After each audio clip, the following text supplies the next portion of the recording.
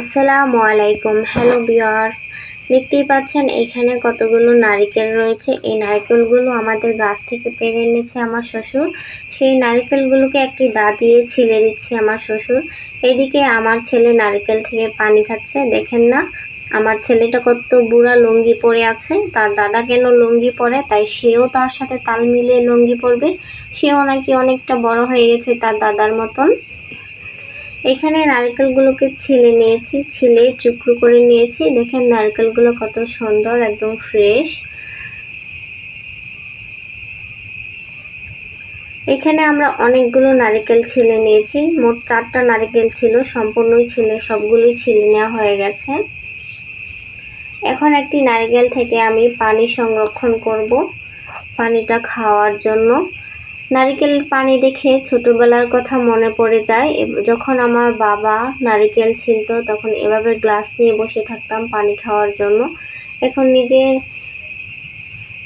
নিজেদের পানি নিজেরাই সংরক্ষণ করে খাই। পানিগুলো কিন্তু খুবই মিষ্টি ছিল। এখানে সবগুলো নারকেল ফাটিয়ে নিয়েছি। এখন এই নারকেলগুলোকে একটি কোরানির সাহায্যে কুড়িয়ে নিব। এটাকে আমরা কোরানি বলে থাকি, আপনারা কি বলেন অবশ্যই কমেন্ট করে জানাবেন। দেখেন দাঁতগুলো কত ধারালো।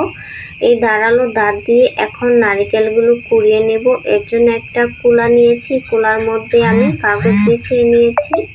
এখন নারকেলগুলোকে এভাবে হাতে ঘুরিয়ে ঘুরিয়ে কুড়ানি দিয়ে নারকেলগুলো কুড়িয়ে নিব। খুবই সহজেই করা যায় এই কাজটি। আপনারা কিভাবে নারকেল কুড়িয়ে থাকেন অবশ্যই কমেন্ট করে জানাবেন। এভাবে করে আমি সবগুলো নারকেল একসাথে কুড়িয়ে নিয়েছি। সবগুলো নারকেল কুড়িয়ে নেওয়া হয়ে গেছে। এখন এই নারকেলগুলোকে আমি সংরক্ষণ করতে পারবো ফ্রিজে রেখে। নিজেদের গাছের নারকেল খাওয়ার মজাই আলাদা। নারকেলগুলোকে এখন দুটো পলিথিনে ভরে রেখেছি, এগুলোকে এখন ফ্রিজে সংরক্ষণ করে রাখবো। এভাবে করে সারা বছর নারকেলগুলো সংরক্ষণ করা যায়। যখন প্রয়োজন তখন ফ্রিজ থেকে নিয়ে রান্না করা যায়। আজকের ভিডিও এ পর্যন্ত। আল্লাহ হাফেজ।